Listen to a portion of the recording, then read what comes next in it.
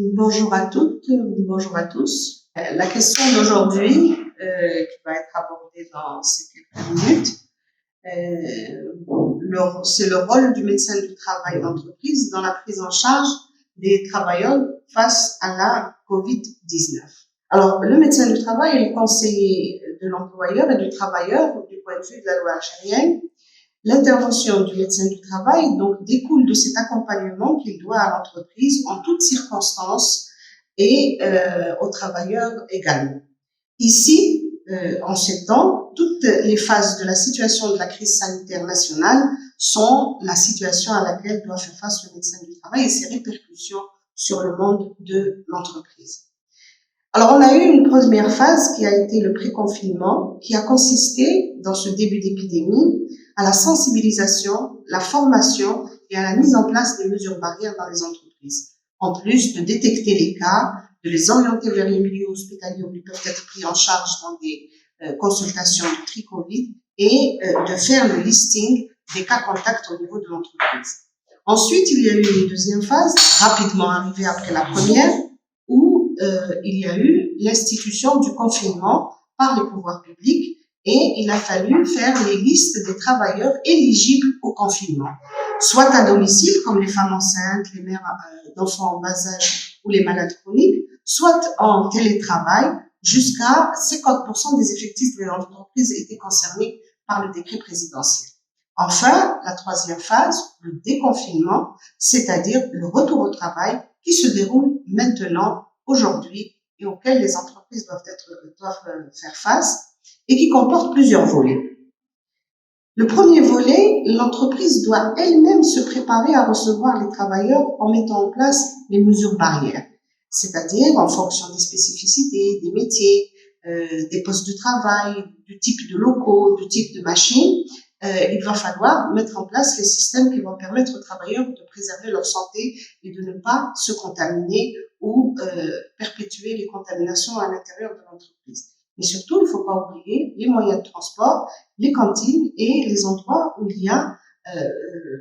il faut faire attention à la distanciation sociale. Le deuxième volet, c'est la reprise qui doit se faire progressivement. On ne peut pas remettre tout le monde en même temps, au même moment au travail. Avec le maintien, quand c'est possible, du télétravail, par exemple, pour les entreprises qui peuvent se le permettre, ou en différant la reprise des travailleurs vulnérables qui présentent, par exemple, des maladies chroniques.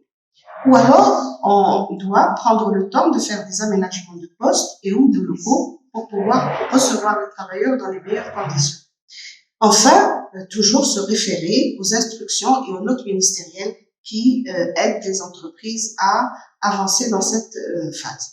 Le troisième volet, c'est qu'à chaque fois que l'employeur a un doute sur l'aptitude d'un salarié, un sujet qui a été contact ou qui lui-même est malade chronique et qui risque de poser problème à sa reprise, il doit l'adresser au médecin du travail qui statuera sur le cas et prendra les décisions nécessaires en faisant un interrogatoire complet, un examen clinique, des examens complémentaires, une enquête sur les lieux de travail et, si nécessaire, l'orienter vers le spécialiste, en particulier en ce moment les unités de tri-Covid.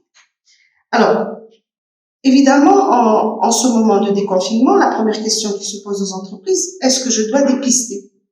Le premier argument qui est avancé par le médecin du travail, c'est que le dépistage systématique et généralisé de la COVID-19 n'est pas utile, mais les entreprises peuvent y recourir. C'est leur droit. Ce qu'il faut retenir, c'est que la PCR ou les sérologies SARS-CoV-2, elles ne valent que pour le moment où elles sont faites, c'est-à-dire que les résultats des tests ne sont valables qu'au moment T où ils sont faits. Leur négativité du jour ne met pas à l'abri d'une positivité le lendemain. L'indication, le type et le moment où les tests doivent être faits est important et c'est une décision que le médecin du travail doit prendre. Et c'est lui qui doit la prendre.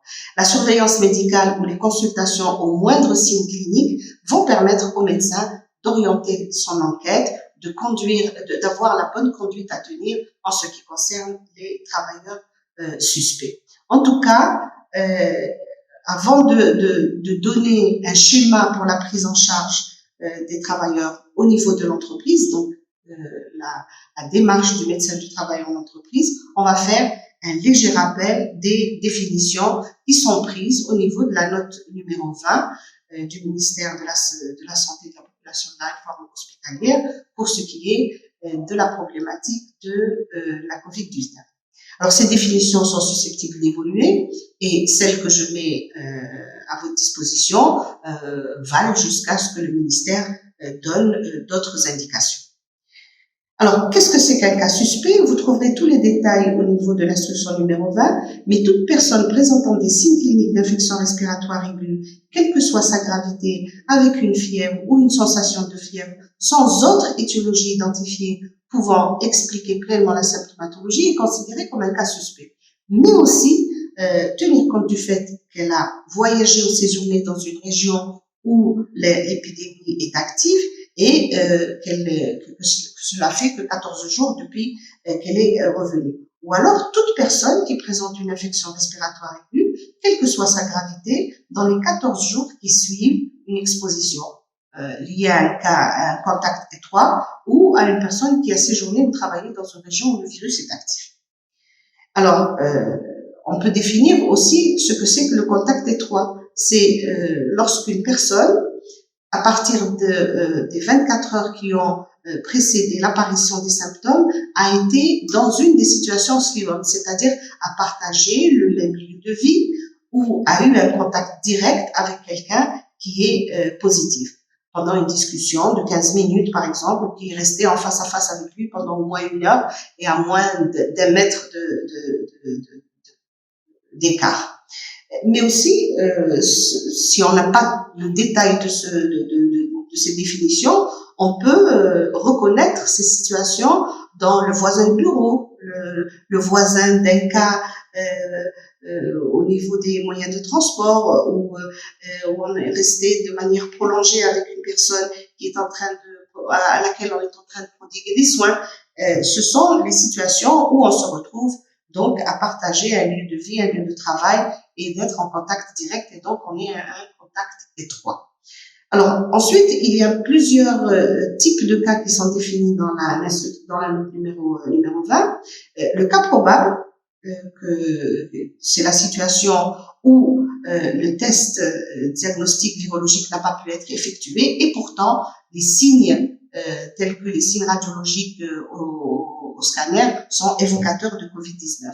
Vous avez le cas confirmé. Le cas confirmé, c'est toute personne, symptomatique ou non, avec un prélèvement virologique confirmant l'infection. C'est-à-dire que quelqu'un, quand il a une PCR positive, c'est là où on parle de cas confirmé.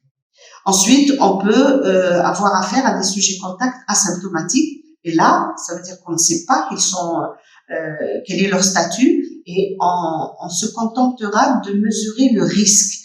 Et on le gradera en risque élevé, moyen, faible ou très faible. Et c'est en fonction de cette gradation qu'on aura des examens complémentaires à demander ou une attitude par rapport au confinement à prendre. Ensuite, il y a des définitions de ce que l'on appelle un cas bénin. C'est celui qui a au moins un signe clinique et qui vient consulter. Le cas modéré, c'est celui dont les signes cliniques sont beaucoup plus importants, avec des dyspnées, douleurs thoraciques et une image à la TDM beaucoup plus parlante.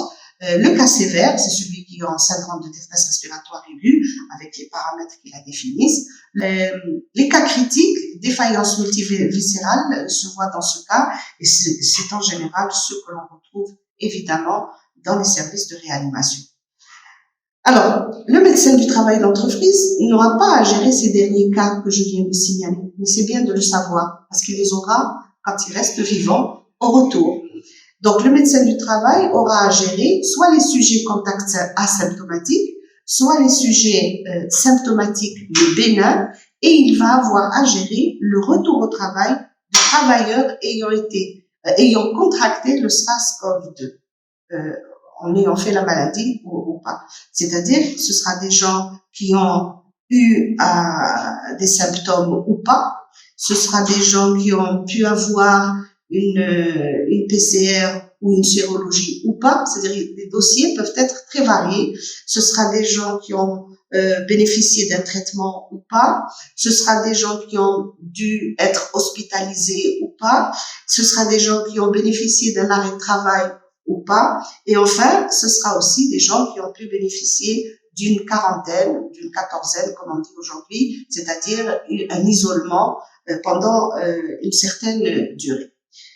Quelle que soit la situation dans laquelle le médecin de l'entreprise va se retrouver, il y a un minimum d'éléments de base qui vont lui permettre de pouvoir prendre des décisions. Par exemple, s'il est en face d'un sujet contact asymptomatique, il doit repérer la date du dernier contact avec un cas confirmé symptomatique avant la consultation. Et puis, il va compter. Si c'est 10 jours ou plus, ou si la situation est inconnue, il va d'emblée faire un test sérologique. Et en fonction du résultat du test sérologique, il va prendre des décisions. Le test sérologique, c'est en fait rechercher si on a développé une immunité contre une maladie. Pour le coup, là, on cherche les anticorps contre le virus SARS-CoV-2. Alors, on aura 4 situations, parce qu'il y a 2 types d'éléments qui vont nous indiquer qu'il y a des anticorps ou pas. Il y a des anticorps récents et les anticorps qui nous montrent une maladie qui est plus ancienne. Donc, on aura des IgM et des IgG, et en fonction de leur positivité ou de leur négativité dans ce couple d'immunoglobuline, on aura des décisions. Alors, si on a un résultat IgM positif, IgG négatif, on a affaire à une infection qui se déroule au moment où on a fait le prélèvement, c'est-à-dire une infection en cours débutante. Et si on a des IgM positifs et des IgG positifs, on a une infection en cours ou récente qui est en train de se terminer, qui va vers la fabrication des IgG qui viennent en fin de course d'une maladie. Dans les 2 cas, on n'a pas besoin d'isoler, mais le travailleur doit porter des EPI obligatoirement, il doit respecter les mesures barrières, il doit s'autosurveiller et il reste attentif s'il y a apparition de signes cliniques qui vont nous alerter sur le développement de la pathologie. Le mieux, c'est de l'orienter vers la consultation tri-Covid. La deuxième partie de ce tableau nous présente 2 autres situations qui sont lorsque l'on a IgM et IgG négatifs ou lorsqu'on a IgM négatif, IgG positif. Lorsque les 2 sont négatifs, ça veut dire que on ne sait pas se prononcer et on doit refaire l'examen sérologique entre J14 et J20. Si le test revient positif à ce moment-là, on balance du côté de la première partie du tableau, c'est-à-dire IgM+, etc. La deuxième ligne, c'est lorsque les IgM sont négatifs et les IgG sont positifs. Là, ça veut dire qu'il y a une production d'anticorps anti-SARS-CoV-2 et on est dans une phase de l'infection où dans une phase de l'évolution de la maladie où il n'y a plus d'infection et que le Covid-19 est venu et est parti. Voilà, c'est-à-dire que c'est la fin. C'est exactement la même chose que quelqu'un qui va maintenir son test négatif 2 fois. Alors, une autre précision importante pour ces informations de base qui vont nous servir à gérer les travailleurs qui seront de retour dans l'entreprise, c'est à quel moment on doit prescrire une RT-PCR ou une sérologie à quelqu'un que l'on soupçonne d'être atteint de la Covid. Alors, vous avez affaire à des patients symptomatiques, donc vous devez repérer la date du début de la symptomatologie. Et vous allez avoir 3 grandes situations. Quelqu'un qui vous consulte entre J1 et J7, ou alors entre J8 et J14, ou alors à partir de J14. Entre J1 et J7, c'est l'indication de la RT-PCR, c'est-à-dire toute personne qui vient vous voir avant le 7e jour de l'évolution de sa symptomatologie, vous pouvez lui prescrire une RT-PCR et vous avez beaucoup de chance, si c'est une COVID-19, de la retrouver positive quand le prélèvement est bien fait, et ça veut dire que c'est une infection qui est en cours. Il faut prendre les dispositions nécessaires. Si entre J1 et J17, elle revient négative et que vous avez une forte suspicion à cause des symptômes ou d'autres éléments de diagnostic que vous avez pu mettre en œuvre, vous refaites le test, vous devez refaire le test un peu plus tard, à J8 jusqu'à J10. Parce que au-delà de J10, la RT-PCR a beaucoup moins de sensibilité et on peut donc conclure que le test est négatif et la personne n'est pas en train de faire pour le moment une la COVID-19. Lorsque la personne vous consulte au-delà de J14, il n'est pas nécessaire de faire une RT-PCR.